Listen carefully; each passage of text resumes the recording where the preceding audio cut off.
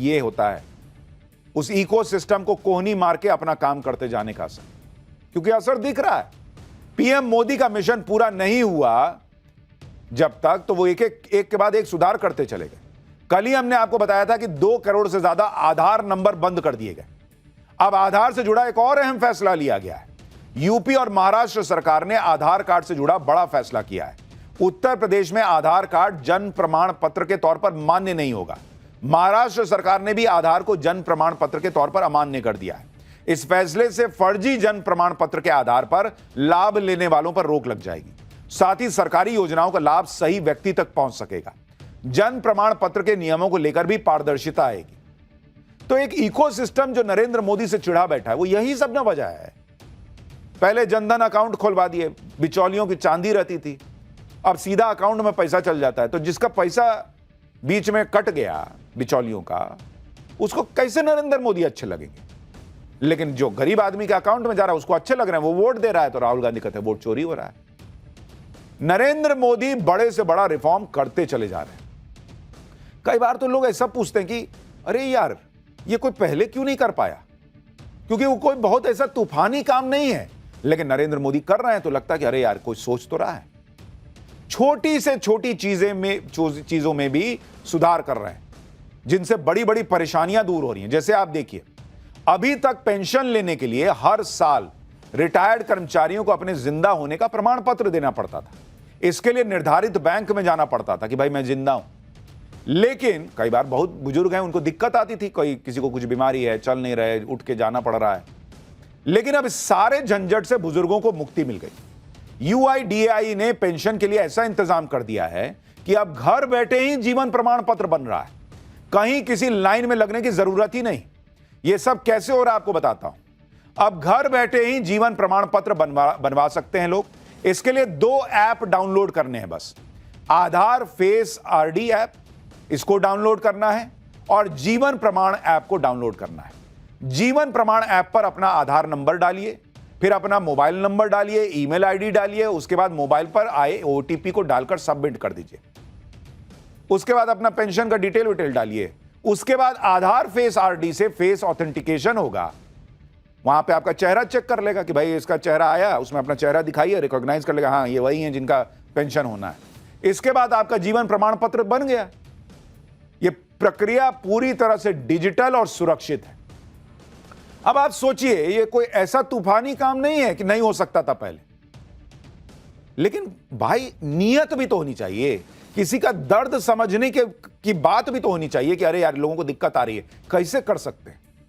ये नरेंद्र मोदी कर रहे हैं। कितने ही बुजुर्ग लोग हैं जिन्हें लाइन में लगकर जीवन प्रमाण पत्र बनवाने से अब आजादी मिल गई।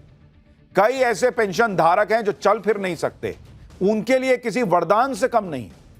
सोचिए कितना सामान्य सा रिफॉर्म था, कोई भी कर सकता था, जिससे बुजुर्ग पेंशन धारकों को आसानी हो जाती। लेकिन इसे भी नरेंद्र मोदी ही कर रहे हैं। और इसीलिए एक लंबी, भाई शौचालय, 70 साल राज करने वाले लोग पूरे देश में सबको शौचालय नहीं दे पाए, सिलेंडर नहीं दे पाए, गांव तक सड़क नहीं पहुंचा पाए, जनधन अकाउंट नहीं खोल पाए। खुले में कहते थे कि मैं 1 रुपया बेचता हूं, 80 पैसा कोई खा जाता है। ये बोलते हुए लाज भी नहीं लगता था कि कैसा सिस्टम बना के रखा हूं मैं, प्रधानमंत्री होकर कैसे ऐसे बोल रहा हूं जी कि मैं 80 पैसा जाते हुए रोक नहीं पा रहा। एकदम खुले में बोल देते थे। देखिए, एक आदमी ने करके दिखा दिया 11 साल में। भाई, यही सब होता है। तो जिसको आसानी होती है वो कहता कि नहीं, हम मोदी को काहे नहीं वोट देंगे। राहुल गांधी समझिए नहीं पा रहे हैं। ये सारे वो काम है जो काफी लंबे समय से लंबित थे, और पीएम मोदी इन सब में सुधार करते चले जा रहे हैं, जिससे पब्लिक को आसानी हो सके। इसी तरह से प्रधानमंत्री ने श्रम कानूनों में बड़ा सुधार किया। देश में इससे पहले 29 श्रम कानून लागू थे, लेकिन अब सुधार के बाद देश में सिर्फ 4 लेबर कोड लागू है। इससे क्या फायदा होगा आपको बताता हूं। भाई, सभी मजदूरों को समय से वेतन की गारंटी मिलेगी। हर नौकरी में अपॉइंटमेंट लेटर देना अनिवार्य होगा। महिलाओं को समान काम के लिए समान वेतन मिल पाएगा। देश के 40 करोड़ मजदूरों को सोशल सिक्योरिटी मिलेगी। 40 साल से बड़े कर्मचारियों का साल में 1 बार फ्री हेल्थ चेकअप होगा। ओवर टाइम करने पर 2 गुना वेतन मिलेगा। पीएफ, ईसीआईसी, ईएसआईसी और बीमा का फायदा गिग वर्कर्स को भी मिलेगा। फिक्स्ड कर्मचारियों को 1 साल में ग्रेजुटी मिल जाएगी, कंपनियां सिंगल लाइसेंस और रजिस्ट्रेशन से बिजनेस कर सकेंगी। पहले 29 श्रम कानूनों के तहत 1436 नियम थे, उनको घटा के 351 कर दिया गया।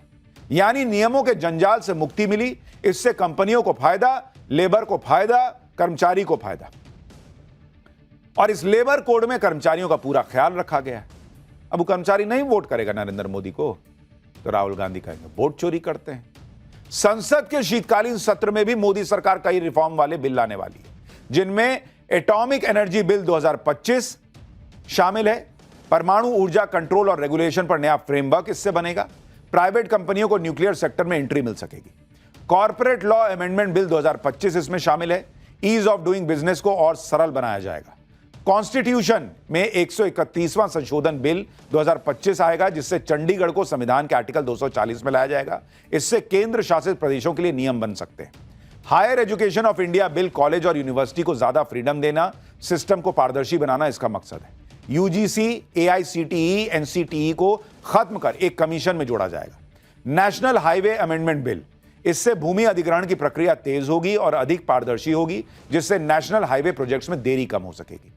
यानी प्रधानमंत्री मोदी हर सेक्टर में सुधार कर रहे हैं और इसके लिए जरूरी नियम कानून बनाते चले जा रहे हैं, जिससे विकास को रफ्तार मिल रही है। तेजी से भारत बढ़ रहा है। एक तरफ तो प्रधानमंत्री मोदी रिफॉर्म, परफॉर्म, ट्रांसफॉर्म वाले मंत्र पे काम कर रहे हैं, सनातन को साथ लेकर चल रहे हैं, इकोनॉमी को रॉकेट बना रखा है, ग्लोबल पावर भारत की बढ़ रही है। और दूसरी तरफ राहुल गांधी, दूसरी तरफ कांग्रेस, जो अपने अंदर ही रिफॉर्म नहीं कर पा रही, वो देश में क्या रिफॉर्म करेगी।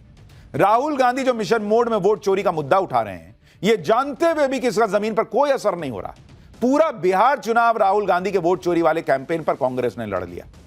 नतीजा यह हुआ कि कांग्रेस की बुरी हार हुई। कांग्रेस 6 सीट पर सिमट के रह गई। इस खराब परफॉर्मेंस के बाद कांग्रेस ने समीक्षा बैठक बुलाई, जहां हार की वजहों पर चर्चा होनी थी। लेकिन हार की वजह तो राहुल गांधी ने चुनाव के दौरान ही बता दी थी। समीक्षा बैठक में भी वोट चोरी को हार का जिम्मेदार बता दिया गया। बिहार में हार के कई और फैक्टर्स को जिम्मेदार बताया गया, लेकिन राहुल गांधी पर किसी ने उंगली तक नहीं उठाई। यानी अगर कांग्रेस की जीत हो तो राहुल जननायक, हार हो तो कार्यकर्ता खलनायक। आप देखें कि बिहार में हार की समीक्षा बैठक में राहुल गांधी ने क्या कहा। सूत्रों के मुताबिक राहुल गांधी ने नेताओं से कहा कि हार की जिम्मेदारी सभी नेताओं को समान रूप से लेनी चाहिए। वाह भैया, गांधी परिवार पूरा कांग्रेस पार्टी चलाएगा, हार की जिम्मेदारी सब बराबर बराबर लेंगे। दूसरों पर दोषारोपण करने की बजाय जिम्मेदारी लेनी चाहिए। कह रहे हैं हार के लिए 10,000 रुपए कैश ट्रांसफर और एसआईआर जिम्मेदार है। हमारे 6 उम्मीदवार जीते तो फिर बाकी कैंडिडेट क्यों नहीं जीते। ये कोई बात है कि हम जो है वो इसमें सोशल साइंस में पास हो गए तो हम मैथ्स में क्यों नहीं पास हो। अरे भाई, मैथ्स नहीं पढ़िएगा तो फेल होइएगा, इंग्लिश नहीं पढ़िएगा तो फेल होइएगा। ये क्या बात हुई कि 6 जीते तो बाकी नहीं जीते। अच्छा देखिए, कह रहे हैं कि क्यों हारे, तो एक तरफ कहते हैं एसआईआर की वजह से हारे, दूसरी तरफ कह रहे हैं 10,000 रुपया ट्रांसफर हुआ इसलिए हारे। भाई एसआईआर में जो वोट चोरी करिए लिया, वो 10,000 रुपया काहे ट्रांसफर कर रहा था फिर। आज जो 10,000 ट्रांसफर कर दिया वो एसआईआर में चोरी क्यों करेगा फिर। कोई सिर पैर है, दोनों जुड़ रहे हैं आपस में। राहुल गांधी का बस चले तो चुंबक का जो है ना नॉर्थ पोल और नॉर्थ पोल को सटा दे। कर सकते हैं ये, और कोई नहीं कर सकता। यानी राहुल गांधी अभी भी कन्फ्यूजी आए हुए हैं। अगर एसआईआर की वजह से हारे और वोट चोरी हुई तो फिर समीक्षा बैठक कर कौन बात कर रहे हैं। अगर हार की जिम्मेदारी ले रहे हैं तो फिर वोट चोरी वाला नैरेटिव काहे सुना रहे हैं। लेकिन राहुल गांधी और कांग्रेस आला कमान पर उंगली उठाएगा कौन। सुनिए एक बार क्या हुआ है। कांग्रेस पार्टी के विपक्ष के लीडर तो आदरणीय जननायक राहुल गांधी जी हैं, तो उन्होंने एक बात जरूर अपनी रखी। उन्होंने कहा कि आप जितने भी बैठे हुए हम कांग्रेस पार्टी के जितने कार्यकर्ता हैं, मतलब हमारे लिए कहें, बिहार के कार्यकर्ताओं के लिए कहें, कि हम सब लोग कहीं ना कहीं जिम्मेवार हैं। बिहार की हार के लिए समीक्षा बैठक में कांग्रेस के सारे उम्मीदवार भी आए थे। सभी के साथ मल्लिकार्जुन खड़गे और राहुल गांधी ने बात की। सबसे बात करने के बाद हार की वजह सबके सामने रखी गई। समीक्षा बैठक में हार के आकलन में 2 बातें सामने आई। पहला आकलन यह था कि वोट खरीदे गए और चुनाव प्रक्रिया की धज्जियां उड़ाई गई। दूसरा, महागठबंधन से उम्मीद के मुताबिक सहयोग न मिलना और कांग्रेस की खुद की कमियां। आप खुद सोचिए कि कांग्रेस की समीक्षा बैठक में किस तरह का ड्रामा चला है। ये चुनाव तक वोट चोरी का मुद्दा, रिजल्ट के बाद वोट खरीदी का मुद्दा। गजब नहीं है बॉस? सुनिए कैसे कांग्रेस अपनी हार के लिए पीएम मोदी को जिम्मेदार बता रही है। अगर मोदी जी इतने पॉपुलर हैं तो 60,000 लोग से लेकर 80,000 लोग एक एक विधानसभा को में पैसे देकर वोट खरीदने की क्या जरूरत पड़ी? कांग्रेस पार्टी के वोट प्रतिशत में कोई कमियां नहीं आई। जो चुनाव में जो हमारी जो पराजय हुई है, मुख्तार रूप से ये केंद्र सरकार ने प्रभावित किया है। यानी राहुल गांधी और नरेंद्र मोदी की पॉलिटिक्स में कुछ नहीं बदल रहा। मोदी देश में बदलाव लाते चले जा रहे हैं, राहुल गांधी कांग्रेस को बदलने को तैयार नहीं है और खुद को बदलने को तैयार नहीं। बिहार में हार से कांग्रेस का संकट गहरा गया है, साथ ही कर्नाटक में भी गजब का नाटक चल रहा है। बिहार में कांग्रेस साफ हो गई और कर्नाटक में डीके शिव कुमार और सिद्धारमैया के बीच कुर्सी को लेकर खींचतान चल रही है। कांग्रेस की इस हालत पर बीजेपी कह रही है कि कांग्रेस खुद कांग्रेस से लड़ रही है। कांग्रेस कार्यकर्ताओं को गांधी परिवार की लीडरशिप पर भरोसा नहीं रह गया है। सुनिए बीजेपी को। कांग्रेस पार्टी ही कांग्रेस पार्टी से लड़ाई लड़ रही है। आज कांग्रेस का कार्यकर्ता गांधी वाड्रा परिवार के खिलाफ खुलकर खड़ा हो गया है।